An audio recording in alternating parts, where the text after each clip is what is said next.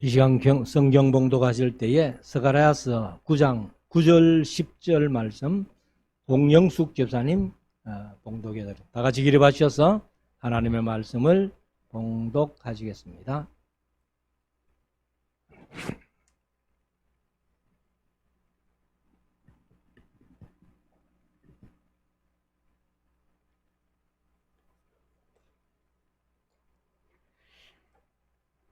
성경 봉독하겠습니다. 스가랴서 9장 10절. 시온에 따라 크게 기뻐할지어다. 예루살렘에 따라 즐거이 부를지어다. 보라, 내 왕이 내게 임하나니 그는 공의로우며 구원을 베풀며 겸손하여서 나귀를 타나니 나귀의 작은 것 곧 나귀 새끼이니라. 내가 에브라임의 병거와 예루살렘의 말을 끊겠고 전쟁하는 활도 끊으리니 그가 이방 사람에게 화평을 전할 것이요 그의 정권은 바다에서 바다까지 이루고 유브라데 강에서 땅끝까지 이르리라. 아멘. 작성하시고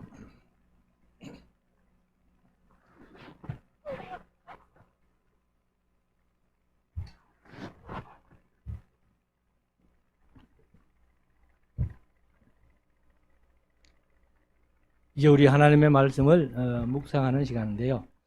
오늘은 스가랴서 9장 9절에서 10절 말씀을 읽었습니다만 오늘 9장 10장의 말씀을 우리가 함께 묵상해 보고 하나님의 은혜를 누리기를 원합니다.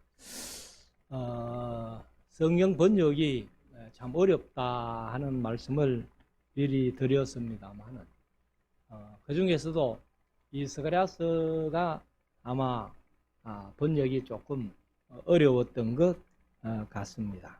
그래서 번역을 바르게 하고 쉽게 이해하기 쉽도록 해놓으면은 우리가 그냥 한번 읽어도 충분히 이해를 할 텐데 조금 어렵게 했기 때문에 스가랴서를 특별히 구약의 묵시록이다 이렇게 표현할 정도로 그렇게 어렵게 우리가 느껴지는 것입니다. 사실 스가랴서뿐만 아니라 성경에 보면 이제 요한계시록 같은 경우도 참 어렵게 생각하는 그러한 책입니다만은 오늘 우리가 이제 이 스가랴서를 묵상하는 데 있어 가지고 이미 오늘 지난 주간에 8장까지 묵상을 했습니다만은 이 스가랴서 전체를 이해하기 위해서 그 시대의 배경을 좀 알면 좋겠다.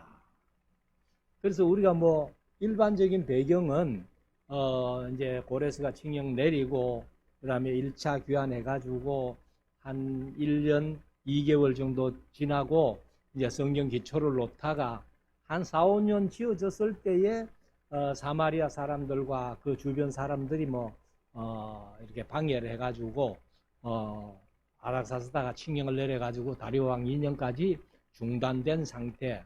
그때 이제 학개 선지자나 스가랴 선지자가 예언을 하고 다시 이제 에스라서 5장 6장에서 스룹바벨 성전이 재건축되는 그래서 이제 다리오 왕 6년에 완공되는 이런 배경들은 다 알고 있어요. 근데 1차 귀환해가지고 성전 짓다가 이제 요세푸스에 의하면 한 9년 중단된 상태. 그리고 이제 귀환해서 완공하기까지는 한 20년의 거의 세월이 걸렸거든요. 그래서 그런 모든 것들을 이제 보면서 그 당시에 귀한 공동체가 처한 사회적인 분위기가 어떠했겠는가 하는 그걸 이제 우리가 한번 생각해 보면은 스가랴서를 더 쉽게 이해할 수 있겠다 이렇게 생각을 합니다. 그래서 사실 이제 이런 사회적인 분위기를 설명하는 데 있어가지고 저는 사실 이거를 뭐 말씀을 보면서 그렇게 분위기가 어떠했겠다 하는 그런 것을 뽑아내기가 어렵더라고요. 근데 노우 목사님은 어떻게 된 거니? 성경에서 뭐 이렇게 뽑아내는 거 보면은 보통 뭐 백수십 가지를 뽑아내니까 참 노 목사님 그런 걸 이렇게 추리해내는 거 보면은 두려워요. 얼마나 뭐 제가 못하니까. 그래서 노 목사님이 뽑아놓은 걸 중심으로 제가 한 11가지 정도 말씀드리고 9장 10장 본문으로 들어가겠습니다. 그때의 사회적인 분위기 가운데 첫째는 현실이 너무 암담하고 희망이 보이지 않았다는 겁니다. 그래서 이 1차 귀환 공동체가 이제 에스라서 2장에 보면은 49,897명, 한 5만 명 가까이가 이렇게 귀환을 했는데 와서 보니까 예루살렘 성이 엉망이잖아요. 70년 동안 그 황폐되어 있는 그런 상황 속에 이제 겨우 1년 2개월 지나고 기공식을 했는데 조금 성전이 지어지는가 싶더니만은 또 방해꾼들이 방해를 하고 아다상다가 조서를 내려가지고 성전 못 짓게 했을 때에 이들에게는 아무 희망도 보이지 않습니다. 그래서 첫째는 아주 암담하고 희망이 보이지 않는 그런 상황이었다는 것을 우리가 한번 생각해 보면 좋겠다. 두 번째는 여전히 강대국들은 그냥 강대국대로 남아 있으니까 강대국을 두려워하는 마음이 있죠. 고레스가 정령 내려가지고 1차 귀환자들이 돌아왔습니다만은 아직도 주위에는 강대국들이 많이 있으니까 아이고 저 힘 있는 나라들이 또 언제 우리에게 쳐들어와가지고 우리를 또 포로로 잡아갈까 이런 두려움도 있었다는 겁니다.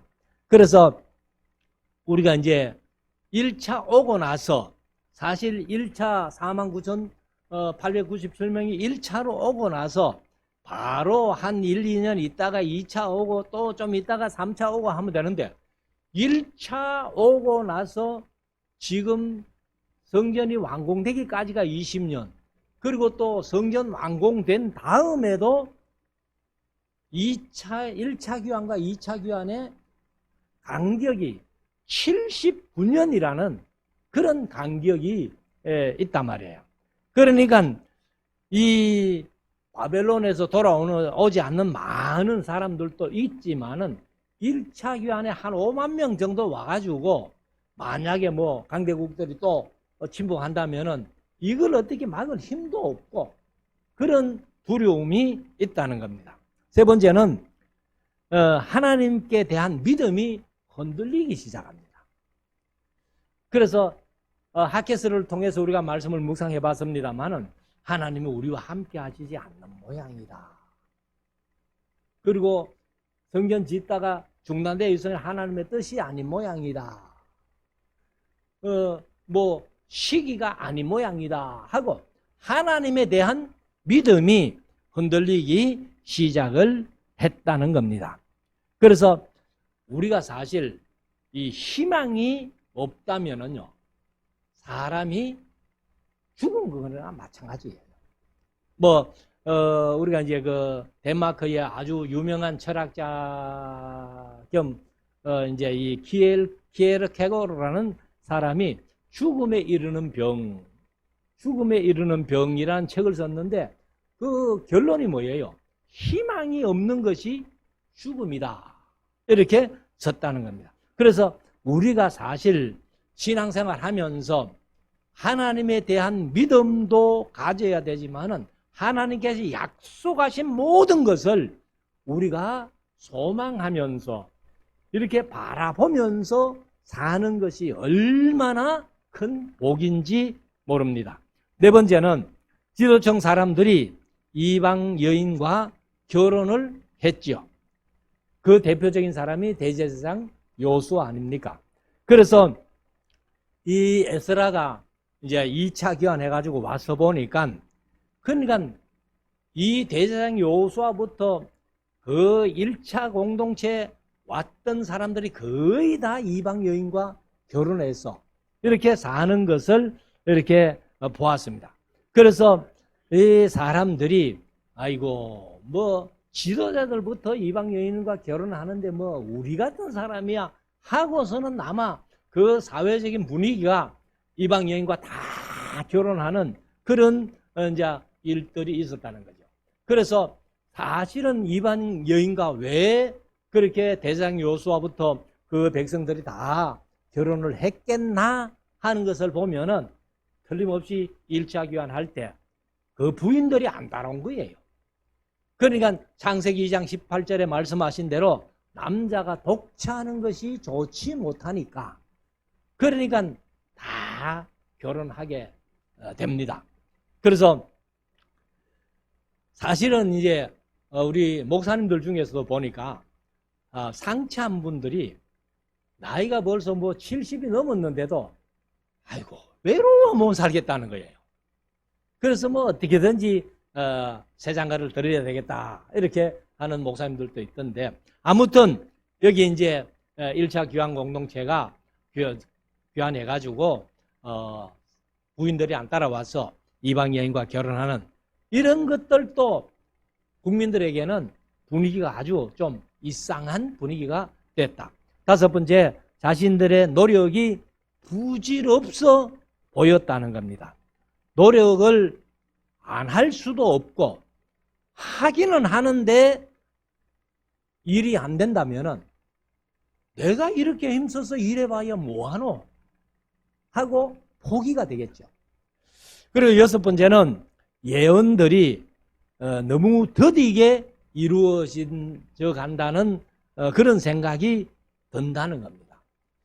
뭐 하나님께서 구약에서 계속 예언자들을 통해서 말씀하신 메시아 예언을 하시고 이렇게 하는데, 그러면 이런 어려움 속에서 하나님이 메시아를 보내주시면 안 좋겠나 이렇게 기대하고 있지만은 그러나 전혀 뭐 그런 예언이 이루어지는 것 같지 않고, 그래서 너무 예언이 더디게 이루어진다 하는 그런 생각을 했다는 겁니다. 그렇기 때문에 일곱 번째는 메시아 신앙까지 흔들리는 거예요.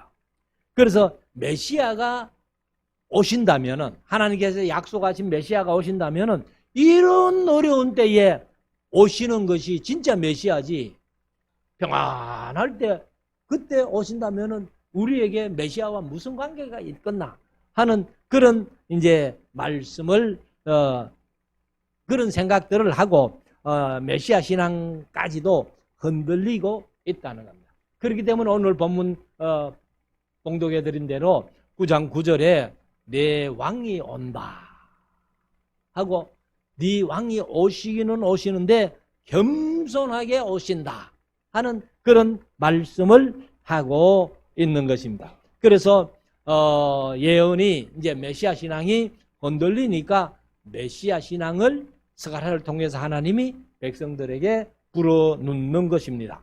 그리고 이제 여덟 번째는, 또 어떤 사람들은 하나님을 그저 너무 지나치게 두려워만 하는 그런 분위기가 있었다는 거예요. 그래서 우리가 하나님을 향해서 너무 두려워하지 않는 것도 문제지만은 너무 두려워해가지고 하나님을 못 믿을 분으로 그렇게 생각한다면은 이것도 잘못된다는 겁니다. 그래서 이 스가랴서에 보면은 하나님을 두려워도 하지만은 너무 두려워하지 말도록, 그래서 은근히 위로하는 그러한 말씀이 꽤 여러 번 스가랴서에서 나오고 있습니다. 그래서 하나님께서도 사실 이제 스가랴를 통해서, 스가랴서가 예언서 가운데 특징이 뭐예요? 그 특징 중 하나가 책망이 없다는 겁니다. 그러니까 책망이 없으니까 그냥 하나님을 그렇게 두려워할 필요가 없다는 거예요. 그래서 예언자들을 보내가지고 막 책망하면 막 하나님에 대해서 막 두려운 마음이 꽉 들 텐데, 근데 스가랴서는 책망이 없어요. 책망 없는 이유는 뭐 미리 말씀드렸습니다만, 학계 같은 연세 많은 선지자가 와가지고 학계에서 2장밖에 안 되는데 전부 책망이잖아요. 그래 충분히 책망해놨는데 이 스가랴 같은 젊은 선지자가 와가지고 또 책망하면은 백성들이 책망도 뭐 원래도 듣기 싫지만 나이 젊은 사람이 책망하면 더 듣기 싫다는 거예요. 제가 에스라에서 이렇게 강의를 하는데 한 번은 어떤 조금 연세 든 분을 이제 제가 만나서, 그때는 강의할 때가 아니고 이제 사회에서 여기에서 만났습니다. 만나가지고 에스라하우스 강의 들어가기 싫다는 거예요. 그래서 내용이 안 좋아서 싫습니까? 했더니만은 아니라는 거예요. 내용은 좋다는 거예요. 그러면 왜 그렇습니까? 했더니만은 뭐 누군지는 모르겠고 강사들 중에 젊은 사람들이 있잖아요. 그러니까 새파란 젊은 강사가 막 책망을 해야 되는데 노 목사님 책망하시는 거는 그래도 뭐 우리가 듣겠는데 새파란 젊은 강사가 책망하니까 듣기 싫다는 거예요. 그래가지고 뭐 아예 에스라우스 자체를 가기 싫다 이런 얘기까지 하는 분들이 있더라고요. 그러니까 여기도 이제 스가랴 시대 1차 교황 공동체 시대에는 이 학계가 충분히 연세 많은 선지자 학계가 책망했기 때문에 스가랴는 이제 책망을 하지 않고, 그리고 이제 위로하고 권면하고 비전을 주는 그러한 말씀으로 차 있다는 것입니다. 그 다음에 이제 9번째는 옛날에 성터가 없었는데 와서 일을 한다면은 전부 새롭게 해야 되잖아요. 예루살렘 다 무너지고. 그래서 완전히 폐허된 그런 예루살렘 성터를 보고, 또 그리고 이제 성전을 짓는다고 기초를 딱 놨는데 보니까 학개서에 있는 말씀대로 너희 눈에도 보잘것이 없는 거예요. 그러니까 이렇게 해가지고 무슨 하나님께 이 성전 지었다고 말할 수 있겠나 하는 그런 보기도 된다는 겁니다. 그래서 아무튼 이렇게 분위기가 이제 흘러가는데, 10번째는 보로 귀한 후에 후속적인 예언자의 어떤 음성이 없었다는 겁니다. 사실 536년에 고레스 칙령에 의해 가지고 이 1차 귀환했는데 이제 1년 2개월 있다가 성전 기차 공사하고, 그리고 한 9년 이상 이렇게 전부 보태면 한 14, 15년이 이제 되고, 그리고 이제 학계 선지자 스가랴 선지자가 나타나서 예언하고 성전을 짓기는 짓는데 그 전에 한 20년 동안 안 나타나잖아요. 예언자들이. 구약에서는 끊임없이 하나님께서 예언자들을 보내가지고 말씀하시는데 뭐 예언자들이 나타나서 바르게 말씀해 주는 사람도 없고 이런 분위기가 됐다는 겁니다. 그러니까 이 사사기에 있는 말씀대로 1차 교환 공동체 한 5만 명이 왔지만은 뭐 큰 민족에 비하면 작은 수지만은 그래도 5만 명이라는 숫자가 작지는 않잖아요. 그런데 예언자들이 안 나타나니까 사사기에 있는 말씀대로 각기 자기의 소견대로 행동하는 거예요.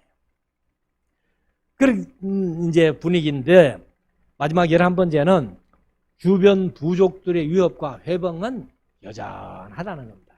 1차 1년 2개월 만에 성경 기초 공사 놓고 한 4, 5년 공사하는 중에 그 대적, 유다와 베냐민의 대적이 사마리아고 그 주변 사람들이 이제 방해를 하는데, 그래서 한 9년 공사를 중단하고 있는데 다시 재개해가지고 이렇게 하는데도 여전히 이제 나중에 느헤미야서에 보면은 이런 얘기가 나오죠. 나오는데 그 느헤미야가 3차 귀환해가지고 성벽을 중건하는데도 계속 방해하고 회방하는 산발랏이나 도비아나 이런 사람들이 방해하는 그런 모습들을 봅니다. 그래서 이때도 스가랴 시대에도 1차 귀환 공동체가 살아가는 삶 속에 주변의 부족들이나 강대국들의 위협이 여전히 있었다는 것입니다. 이런 분위기를 보고 나서 알고 나서 우리가 이제 이 스가랴서를 계속 한번 읽어보면은 좀 쉬워요. 자, 9장 1절부터 한번 보십니다. 여호와의 말씀의 경고가 하드락 땅에 임하며. 하드락 땅이라는 것은 제가 이제 그 구글 지도를 펴서 한번 찾아보니까 다메섹입니다. 다마스커스 수도에 하드락 땅이 있더라고요. 그래서 이제 이 하드락 땅에 임하며 다메섹에 머물리니 세상 사람과 이스라엘 모든 지파의 눈이 여호와를 우러러 봄이니라. 그 접경된 하마스는 이제 다마스커스 그 위에 이렇게 하맛인데 그 위에 하맛에도 임하겠고 두로와 시도는 넓은 지혜가 있으니 그들에게도 임하리라. 두로와 시도는 이제 이스라엘 바로 위에 거기죠. 그러니까 이제 하맛이 저 위에고 그 다음에 다마스커스, 그 다음에 두로와 시돈, 그리고 이제 갈릴리, 이스라엘 이렇게 되는데 그런 이방 나라에 이제 하나님의 말씀이 임하는 겁니다. 그래서 3절에 보면은 두로는 자기를 위하여 보장, 개혁개정은 요새라고 했습니다. 보화는 장벽이죠. 그래서 보장을 건축하며 은을 티끌같이 정금을 거리에 진흙같이 쌓았은즉. 그러니까 두로가 이렇게 돈이 많으니까 교만했다는 겁니다. 그래서 에스겔서 26장부터 27장, 28장에 보면은 두로 얘기가 석 장에 걸쳐서 써져 있습니다. 그래서 이 두로가 그렇게 은금을 쌓아놓고 진흙같이 쌓아놓고 쓰는 그런 부강한 성이었지만은 그런 두로도 망한다는 거예요. 그래서 이 두로를 왜 이렇게 하나님께서 망한다고 말씀하시느냐? 이스라엘 사람들이 두로를 겁을 내고 있는 거예요. 그러니까 겁내지 마. 다메섹, 하맛 그런 나라들도 겁내지 마. 그 다 망해. 이렇게 말씀을 합니다. 4절 주께서 그를 쫓아내시며. 그가 누구예요? 이거는 두로와 시돈을 얘기를 합니다. 그리고 이제 앞에 하맛이나 다마스커스 이런 나라를 얘기를 하는데 그의 바다 건세를 치시리니 그가 불에 삼키우리라. 그래서 이제 사실 이 두로가 몇 번 이렇게 공격을 받아요.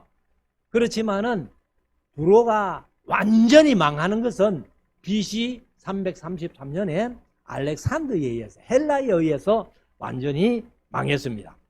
5절 아스글론이 보고 무서워하며.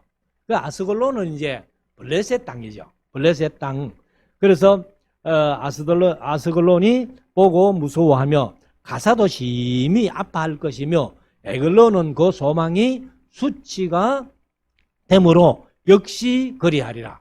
가사에는 임금이 끝일 것이며 아스글론에는 거민이 없을 것이며 아스돗에는 잡족이 거하리라. 내가 블레셋 사람의 교만을 끊고 그 입에서 그 피를 그 입 사이에서 그 가정한 것을 제거하리니 그도 남아서 우리 하나님께 돌아와서 유다의 한 두목같이 되겠고 에글론은 여부수 사람같이 되리라.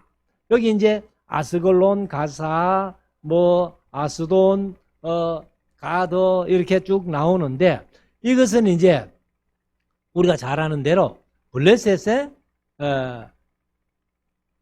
5개, 5개 대표 도시들이죠. 그래서 이런 이제 블레셋의 다섯 도시. 그래서 블레셋이 항상 이스라엘을 뭐 성경을 끊임없이 위협하는데 그 블레셋도 결국은 망한다. 이렇게 말씀을 합니다. 그래서 이제 8절에 보면은 내가 내 집을 둘러 진을 쳐서, 그래서 여기 이제 여부수 사람 같이 되리라 한 것은 여부수 족속들이 가나안 땅에 있었잖아요. 예루살렘에 살았잖아요.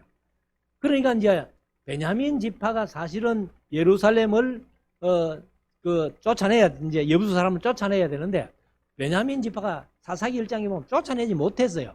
그래서 여부수 사람이 딱 그냥 예루살렘에 버티고 살면서 언제까지? 다윗 시대에 다윗이 여부수 사람 쫓아내고 예루살렘을 얻었잖아요. 그래서 여부수 사람 같이 되리라는 것은 여부수 사람처럼 블레셋도 망한다, 에글론도 망한다, 이렇게 말씀을 합니다. 8절, 내 집을 둘러 진을 쳐서 적군을 막아 거기 왕래하지 못하게 할 것이라. 포악한 자가 다시는 그 지경으로 지나지 못하리니 이는 내가 눈으로 봄이니라. 그래서 하나님께서 눈으로 보고 계시기 때문에 절대로 포악한 그런 사람들이 너희들을 괴롭히지 못할 거야. 그러니까 두려워하지 마. 이렇게 말씀을 합니다. 그러면서 이제 9절에 시온에 따라 크게 기뻐할지어다. 왜 크게 기뻐하라고 말씀하세요? 예언자를 통해서 말씀해도 전혀 기뻐하지 않으니까. 그러니까 크게 기뻐하라 이렇게 말씀하시는데, 왜? 예루살렘 따라 즐거이 부를지어다. 보라, 네 왕이 네게 임하나니. 우리가 뭐 네 왕이 하는 이 왕이 누군지는 우리가 다 알지요. 바로 예수님이에요. 그래서 그 예수님, 그 메시아 신앙이 흔들리는 이때에 스가랴를 통해 가지고 메시아가 온다. 네 왕이 네게 임한다. 근데 사실은 스가랴가 이런 얘기를 하고도 450년 내지 500년 뒤에 예수님이 오시는 거예요. 그래서 그 네 왕이 네게 임하나니 그는 공의로우며 구원을 베풀며 겸손하여서 나귀를 타나니 나귀의 작은 곳 곧 나귀 새끼니라. 그래서 예수님이 사실 이제 그 예루살렘에 마지막 입성하실 때에 이제 나귀 새끼를 타고 입성하신 장면.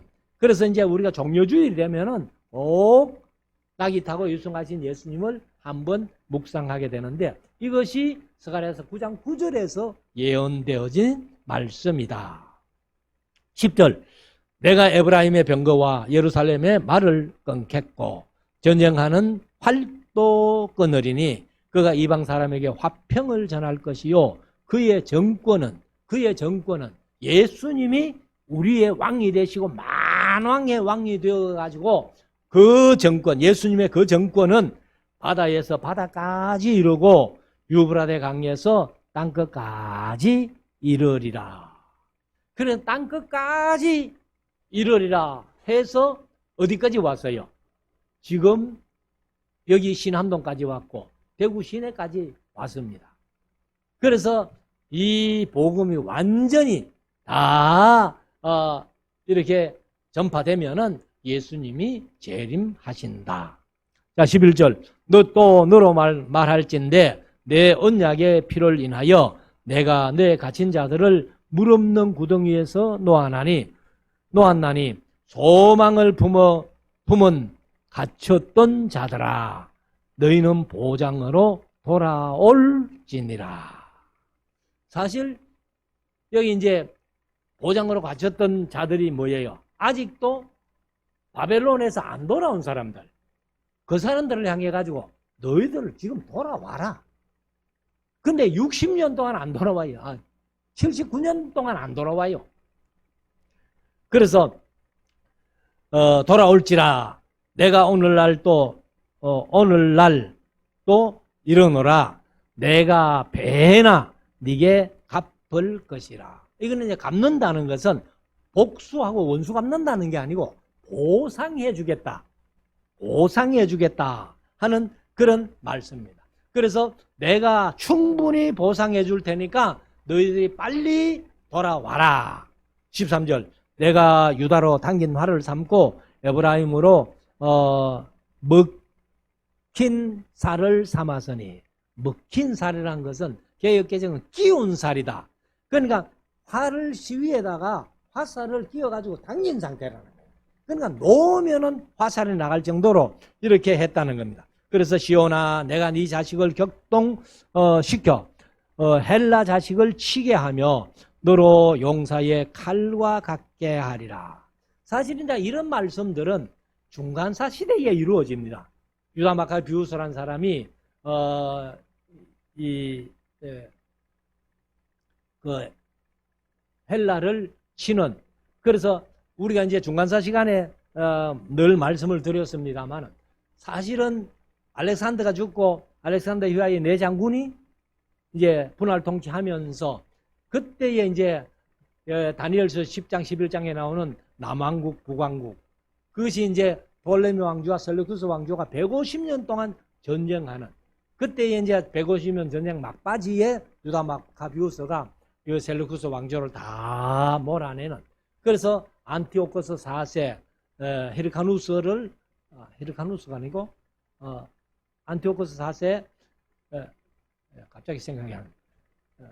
그 4세를 몰아내고 이제 유다가 해방되는 그런 것들을 우리가 봅니다. 자, 14절 여호와께서 그 위에 나타나서 그 살을, 화살이죠, 번개같이 쏘아내실 것이며 주 여호와께서 나팔을 불리시며 남방 회의바람을 타고 행하실 것이라.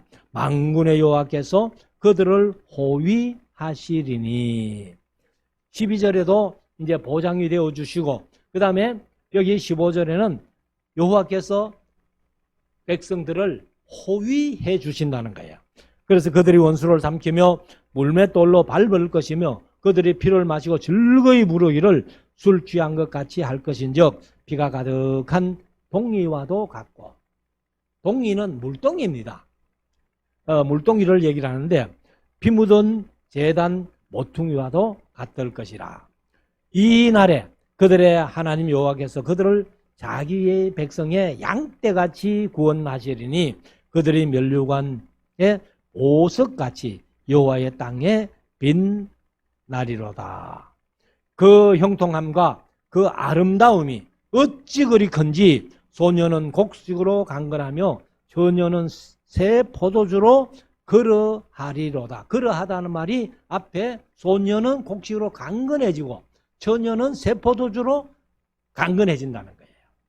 그렇게 이제 말씀을 하십니다. 그러면 우리가 이제 소녀는 곡식으로 강건해지는 것은 알겠는데 처녀가 새 포도주로 강건해질까?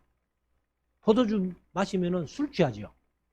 근데 이 사람들은, 우리는 지금 포도주가 술이지만은 이 사람들은 포도주가 하나의 생필품 음료수입니다. 그렇기 때문에 이제 항상 구약에서는 창고에 곡식이 가득하고 그 다음에 병에 기름이 가득하고 통에 포도주가 가득하면은 그게 제일 행복한 사람이었다 하는 것을 말씀을 합니다. 자, 10장 좀 시간이 갔는데요. 빨리 조금 읽어갑니다. 10장 1절 봄비 때에 여호와 곧 번개를 내는 여호와께 비를 구하라. 무리에게 소낙비를 내려서 밭의 채소를 각 사람에게 주리라. 그래서 이제 구름을 개역 개정은 일게 하시는, 하나님께서 구름을 만들어 가지고 이제 비를 주시는 그 하나님께 비를 구하라. 그래서 하나님이 소낙비를 내려 가지고 각 사람이 밭의 채소를 먹게 하겠다. 2절 대저 드라빔들은, 드라빔은 우상이죠. 허탄한 것을 말하며 복술자는 진실지 않은 것을 보고 거짓 꿈을 말한즉 그 위로함이 헛됨으로 그 백성이 양같이 유리하며 목자가 없음으로 공고를 당하리니. 그러니까 우상들이 뭐 이렇게 비를 내리는 것도 아니고 우상을 섬긴다고 우상이 뭐 지켜주는 것도 아니고, 그러니까 우상 숭배나 복술자들이 얘기하는, 거짓 선지자들이 얘기하는 그 소리 따라가면은 너희들이 공고를 당한다. 그래서 3절에 내가 목자들에게 노를 바라며 내가 수염소들을 벌하리라. 목자를 벌하고 수염소를 벌하는 얘기가 어디에 나와서요? 에스겔서 34장에 나왔잖아요. 그러니까 에스겔서 34장에서 이제 그 양을 바로 못 먹이는 목자들을 심판하시고, 그 다음에 이제 양떼 사이에 그 먹을 것을 밟아버리고 물을 쏟아버리는 수염소, 이것들을 다 심판하겠다 이렇게 말씀하시는데, 같은 말씀을 이렇게 하십니다. 그래서 만군의 여호와가 그 무리 곧 유다 족속을 권고하여 그들로 전쟁의 준마와 같게 하리니, 모퉁이 돌이 그에게로서, 말뚝이 그에게로서, 싸우는 활이 그에게로서, 권세 잡은 자가 다 일제히 그에게로서 나와서, 그가 유다지요. 앞에 말씀했던 싸울 때에 용사같이 거리의 진흙 중에 대적을 밟을 것이라. 여호와가 그들과 함께 한적 그들이 싸워 말타전 자들로 부끄러워하게 하리라. 그래서 하나님께서 비록 1차 귀환에 한 5만 명밖에 안 왔지만은 이 사람들을 통해 가지고 그들로 하여금 이렇게 싸워서 원수들을 짓밟고, 그리고 이제 말탄 자들을 부끄럽게 할 수 있는, 그러니까 숫자가 많아서 승리하는 게 아니고 하나님만 바로 섬기면은 하나님이 승리하게 해 주신다, 이렇게 말씀을 하고 있습니다. 자, 6절 내가 유다 족속을 견고하게 하며 요셉 족속을 구원할지라. 내가 그들을 긍휼히 여김으로 그들로 돌아오게 하리니 그들이 내게 내어 부리움이 없었음 같이 되리라. 그러니까 70년 동안 바벨론에 가서 포로 생활하고 이제 귀환했잖아요. 그러니까 하나님께서 이들에게 복을 주심으로 말미암아 바벨론에 포로로 잡혀가지 않은 때처럼, 그렇게 없었던 것처럼 그렇게 복을 주시겠다. 그래서 나는 그들의 하나님 여호와라. 내가 그들을 들으리라. 그래서 그들을 듣는다는 말은 바로 바벨론 포로 잡혀갔던 그런 사람들을 다 받아주겠다, 받아들이겠다 하는 그런 말씀입니다. 7절 에브라임이 용사 같아서 포도주를 마심같이 마음에 즐거울 것이요 그 자손으로 보고 기뻐하며 여호와를 인하여 마음에 즐거워하리라. 계속적으로 희망적인 이런 말씀을 말씀하고 있습니다. 8절 내가 그들을 향하여 휘바람 불어 모을 것은 내가 그들을 구속하였음이라. 그들이 전에 번성하던 것 같이 번성하리라. 사실 뭐 다윗 시대에 그 다윗이 하나님 앞에 잘못된 인구조사를 했습니다만은 그때 인구조사를 해보니까 얼마나 많았어요.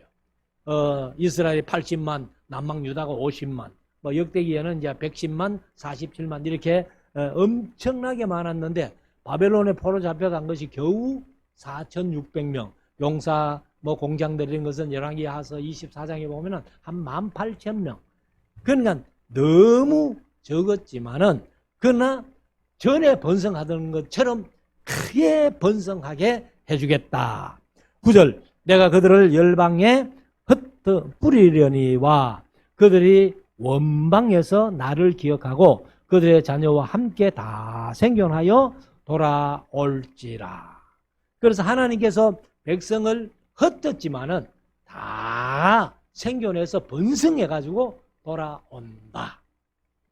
10절 내가 그들을 애굽 땅에서 이끌어 돌아오며 그들을 아수르에서부터 모으며 길르앗 땅과 레바논으로 그들을 이끌어 가리니 그 거할 곳이 부족하리라. 그러니까 사람을 하나님께서 얼마나 번성케 해주시는지 그들이 사는 땅이 부족할 정도로 그렇게 해 주시겠다. 이렇게 말씀하죠. 그리고 이제 11절, 내가 그들로 고해를 지나게 하며, 개정은 고난의 바다를 지나게 하며. 우리가 사실 이 세상 살아가는 것이 고해 같은 인생이다. 이런 말씀을 자주 하잖아요. 그래서 우리가 찬송가 503장입니까? 거기도 보면은 이 풍랑 인연하여서 더 빨리 간다. 이렇게도 가사를 지었습니다만, 이 고해를 지나게 하며 바다 물결을 치리니 나일의 깊은 곳이 다 마르겠고 아수르의 교만이 낮아지겠고. 나일의 깊은 곳이라면 나일강이거든요. 그러면 나일강은 애굽이잖아요. 그러니까 애굽도 망한다는 거예요. 아수르도 망하고, 그리고 이제 아수르의 교만이 낮아지겠고 애굽의 호울이 없어지리라. 그건 이제 호울이 없어진다는 것은 호울은 아니라고 말씀드렸죠. 그래서 지휘봉, 왕의 지휘봉인데 왕이 없어질 것을 이제 말씀을 합니다. 마지막 12절, 내가 그들로 나 여호와를 의지하여 경고케 하리니 그들이 내 이름을 받들어 왕래하리라. 나 여호와의 말이니라. 그래서 우리가 이제 앞에 말씀드린 한 11가지 정도 배경을 말씀드리고 나서 이제 이렇게 스가랴서를 다시 한번 쭉 읽어보니까 조금은 쉽게 이해가 되는 것 같죠. 그래서 우리가 사실은 이런 배경을 얘기를 안 듣고 읽으면은 이게 무슨 말인지 이렇게 되지만은 우리가 이제 배경만 좀 알면은 쉽다. 그래서 우리가 성경 전체 66권이 다 이렇게 기록된 배경, 기록할 때의 하나님의 마음, 그리고 기록하는 저자의 마음, 이런 것들을 조금만 읽을 수 있다면 성경은 쉽게 이해할 수 있겠다 하는 것을 말씀을 드립니다. 그래서 우리가 어떻게든지 하나님의 말씀을 잘 이해하고 깨닫고 하나님의 마음을 바르게 알아서, 제가 계속 강조해서 말씀을 드립니다마는 하나님의 마음을 시원하게 들을 수 있는 우리 모두가 될 수 있기를 주의 이름으로 축원합니다. 기도드리겠습니다.